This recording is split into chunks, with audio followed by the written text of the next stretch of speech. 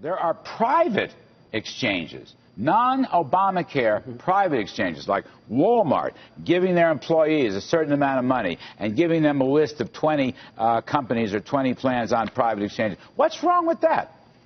Well, there's nothing wrong with that. That is sweeping through the market right now. But that's going on in the large self-insured employer market.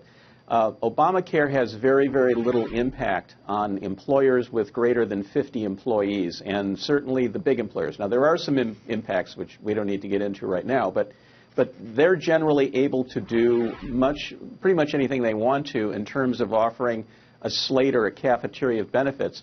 And many of them are moving to the so-called private exchanges, where they can give their employees more choices.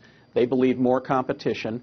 These private exchanges are working pretty well. The administration's been excellent of them. So they're a real option, and more employers are thinking about them. Why doesn't anybody in Washington ever talk about it? Certainly Obama probably wants to put an end to them. There's a law called the ERISA, the Employee Retirement and Income Security Act, which exempts large employers from these state-based regulations. If you offer plans in a lot of different states and you opt out of the state-based regulatory scheme, then a lot of these insurance regulations don't apply to you, because it's not insurance. What you're doing as the company, if you're a Fortune 500 company, say if you're Walgreens, you are directly paying for the health costs of your employees. You're not paying a premium to an insurer who's then a third-party payer of those claims. And that technical difference allows them to escape a lot of these regulations. But there are real choices on those private exchanges. It's like these federal It's not one size fits all. No. There are real choices. No, and I that's think the future. people need to know that. That's the future. All right, Scott, what about Cigna, United Healthcare, and Aetna? Are they going to play? They haven't played. I mean, Cigna's only in 5 markets. Aetna's in 8 if you take out Coventry, which they acquired. United's in about a dozen. They have an advantage to not getting into these exchanges, because what the law says is that if you sell products inside the exchange and you sell products outside the exchange, you have to treat it as one risk pool. So if inside the exchange you have a lot of sicker members, older members, you have to price the premiums for the plans you sell outside the exchange the same way.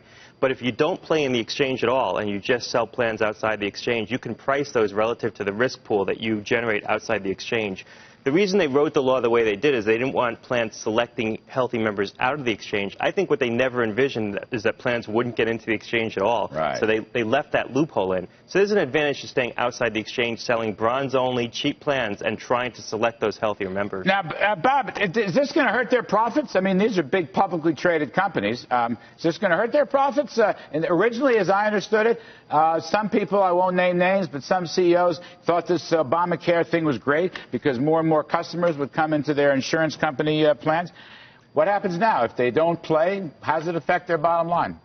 Well, if they don't play in the exchanges, it's not going to have any impact. Right now, with, as Kathleen Sebelius called it, the debacle that's gone on with these web sites and so forth, the insurance companies that stayed away, and I think most of them really stayed away more because they were afraid of what was going on. Everybody in the insurance industry knew there was a big problem coming. I don't think anybody expected it to be this bad. But their decision to stay away, you know, many of these plans have said they will come in later when the kinks are ironed out. That's probably proving to be a really smart business decision. The plans that are playing are likely going to take some lumps here, because the way this thing is working out, it looks like we're going to have some anti-selection here. Right. You know, all these problems, the sick people are going to show up. There was a cynicism about Obamacare before all of this. You got to believe the cynicism about Obamacare has grown, and a lot of people are going to sit on the sidelines, especially with all these delays.